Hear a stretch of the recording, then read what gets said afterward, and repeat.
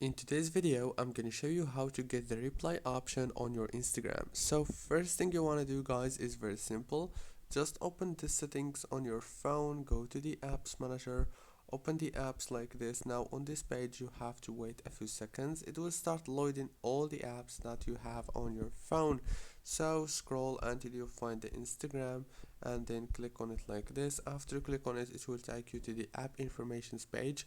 All what you want to do on this page is actually so easy. Just click on this force stop option to stop running the app in the background of your phone, and then click on the storage, click on clear data, clear cache, go back again, click on the data usage, make sure to enable all the options right here.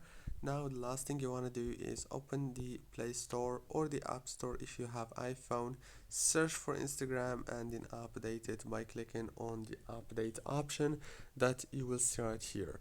Don't forget to like, subscribe. Thank you for watching this tutorial until the end.